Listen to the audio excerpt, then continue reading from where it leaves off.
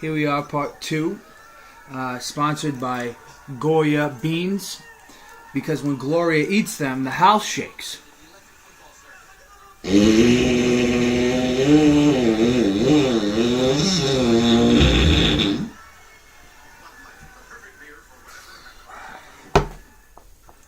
Well, that's why our first sponsor backed out, because the racy material we have on Tom's posts. But let's go into our third matchup. It's the Starvin' Harvins, a.k.a. the Six Seeds? Six Seeds? Six Seeds? Six Seeds? Seeds? I'm Ron Burgundy. I am Ron Burgundy. Versus Winning Is My Forte, and Winning Is My Forte won 124 to 100.5. And let me first say,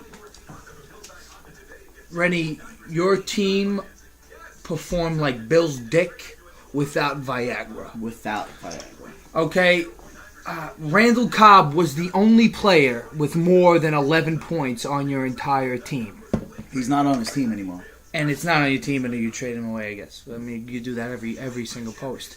And yet again, your bench outscored your starting lineup, led the way by Russell Wilson with 44.5 points. Big points. You also had Ronnie Hillman in the bench with 2 touchdowns. 20 points. You're not going to win like that. Your bench would outscore your starting lineup. You're not going to win that way. And let's move on to Winning Is My Forte, Joe Bucciero, who's moved into 7-0. I guess there are miracles in life, because I would never have predicted Not that. next week, though. But your running backs have carried you, pun intended, the entire way. And then you trade them away. Arian Foster got traded? You traded Arian Foster away. You're 7-0. Do you ever hear the saying, if it's not broke, don't fix it, Joe? Because that's exactly what you did. You let go away a running back who has, the last 4 weeks, has scored 23 and above. He's the third best running back, too, in football. And he was hurt for 2 weeks. Yeah. I don't know, Joe. I hope you know what you're doing, because you could have just fucked everything up. Actually, I hope you fucked everything up. Yeah. And me and Pete get to play next week, and I'm so happy I get Alfred Morris in the flex. Because right there, that's what they call a no-flex zone. Alfred Morris is a no-flex zone. Even on Billy's Bella Chicken Parmesan, shitty team. But that's it. On to the next matchup. Yeah, on to the next one. Year 2 with Andrew. First back to back. 165 to 139.5. Mashy, nice fucking week, man. I like what you did with the team. You got Andrew Luck leading your team with 23 points. 6 of 7 games, over 300 yards. He is a monster. He's a number 1 overall player. Ahead of DeMarco Murray. Get that? By a little bit, not by a lot. But he also has DeMarco Murray, Jack. He does. From you. Gave it to him. You gave it to him. I did. Well, he had 24 points. And he gave me a lot in return. He did. He helped you out. I mean, you scratched his back. He scratched your back. Yeah. Racing material. But it was his 7th straight game of over 100 yards, and he looks like the reincarnation of Emmitt Smith right now, and these Cowboys are really scaring me. But they have Tony Romo, so they're bound to choke. You think he could keep up this workload? DeMarco, no. Not 400 carries. It's impossible. Why? Because guys are so big nowadays, and when you have a 300-pound lineman charging at you, you're bound to get hurt one time. It's not 1965 where guys could rush the ball 400 times and people are smaller than me. At 5'8" and 185 pounds. I would have been the best player if I played in 1965. Tom, you're a buck. You're 220.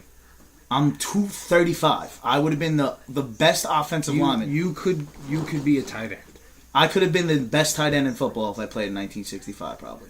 I would have revolutionized the position.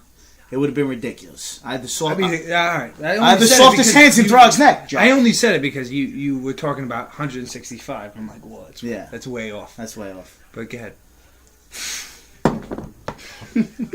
But Sammy Watkins with 38 points. Like that. 9 catches, 122 yards, 2 touchdowns. Game-winning touchdown thrown by Kyle Orton. I don't know how the hell he has a job right now, but he's winning in Buffalo. And Jack is so pissed he joined the Jet bandwagon. What an idiot. So the Bills are actually good. And the Jets are the Jets.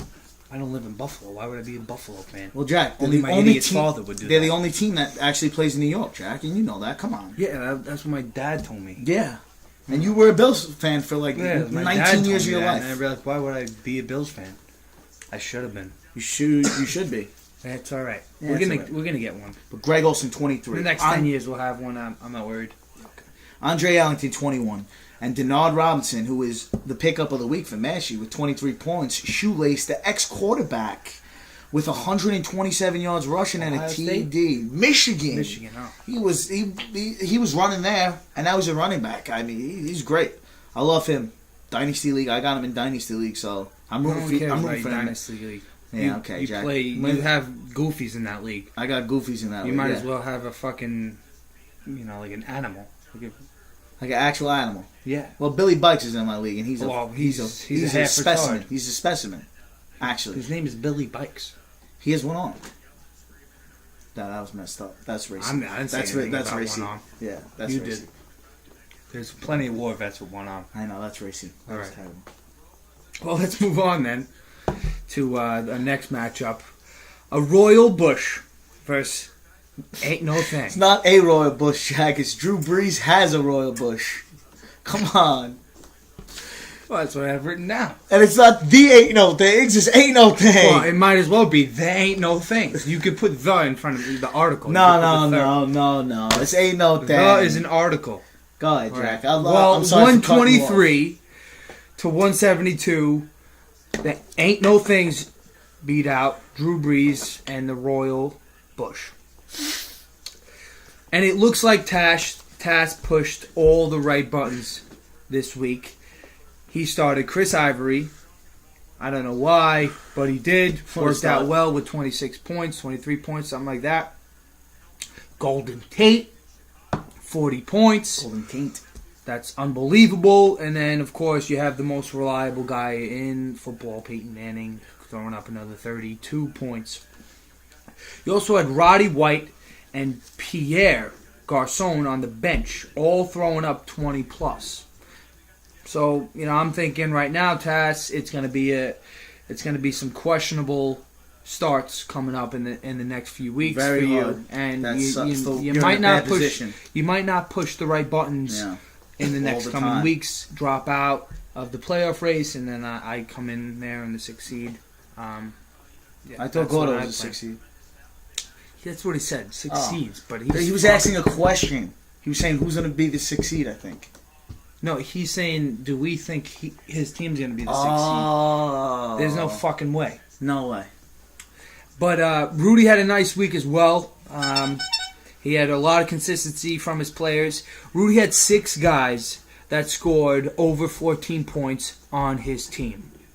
He had Emmanuel Sanders, Torrey Smith, Antonio Gates, Lacey, Trent Richardson, and Drew Brees. But the only guy on his team who scored over 20 points out of all those guys who scored over 14 was Drew Brees with 23. You're not going to beat Tass when he's got guys like Golden Tate putting up 40, Peyton Manning putting up 30, and Jordy Nelson putting 24. Up 24. You just can't do it. I mean, it was a good week, and you probably would have beat the Bella Chickens and the Not So Salties. But we're talking about the Ain't No Things, and that's a different story. But I'm going to be a Saturday morning quarterback, and I'm going to tell you right now that Tass's team's going to come back down to earth, and it's not going to be the 170s anymore. Tass, I think you shot your load, brother. I think you shot your load. He is third in the league in points. You are, yeah. So but I think you shot your load because Steve Smith Sr. and Golden Tate, when Calvin comes back, they're not going to be throwing up those points. But Peyton will always be there for you, Jordy, as well. But I don't even see anything from your backs, I'm sorry to say. Did we do all the matchups, Jack? Did you do Weinstein? Yeah. Oh, I forgot to talk about Wonder's team. Again, he didn't talk about you, Wonder. Wonder again. That's how uninteresting your team was. I wish I had a picture because, we don't. But Wonder just went on a vacation to Cancun, Mexico, and they found him laying in the bed. He went back to this hotel room to change. They went back in and they found him on the bed, butt ass naked. Yeah, I saw that. That Snapchat You saw was it. great. I saw it. It was fantastic. Fantastic. Unbelievable. Only bad part is that Jess wasn't behind you spreading those ass cheeks. Racy. But Wanda, Le'Veon Bell, I told you he was going to lead your team. Of course he leads your team again this week. 8 catches, 88 yards. He absolutely tore up the Texans last night. Marquise Colson, 22 points. I guess he's coming back to fantasy relevance, but I don't trust him. Just like I don't trust Mohamed Sanu with 7.5 points. Way back down to earth. Niners defense throwing up negative 4.5 points. I can't even set my... Who threw up more points than the Niners defense this week? Just think of a person. Because anyone did. Yeah. Anyone. Literally anyone did. You could have started... But not the Seattle Seahawks. No, Seattle Seahawks threw 1 point up. They threw them negative, no? No, they threw up 1. Oh. Remember I beat you, Jack. We beat you. Me and Pete. And Jamal, 18 points, 28th best running back in football right now. He's really underperforming. He has under 20 points again, but 18 points is solid. And it's very nice to get that out of a running back, because Le'Veon Juwan, he's your number 2, in my opinion. But Jack... Stop giving us your fucking... I'm just giving opinions, Jack. Come on, I'm a Monday morning quarterback. You know that. We're done with this week. It's a good, nice little post. Yeah, okay. We got Booch next week. We're gonna fucking crush him. Who do you got next week on the card? I think I got Rudy. Ooh. Automatic W. Automatic W, but he is ahead of you right now. Don't matter. Alright. But, gentlemen, I bid you adieu. Shut the fuck up. Till next week. We're coming for you!